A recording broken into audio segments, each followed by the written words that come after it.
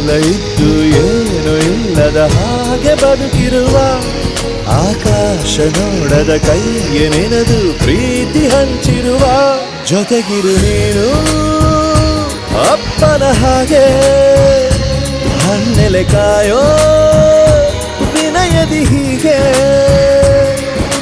ನಿನ್ನನು ಪಡೆದ ನಾವು ಪುನೀತ ಬಾಳು ನಗು ನಗುತ್ತಾ ಬೊಂಬೆ ಹೇಳುತ್ತೈತೆ ಮತ್ತೆ ಹೇಳುತ್ತೈತೆ ನೀನೇ ರಾಜಕುಮಾರ.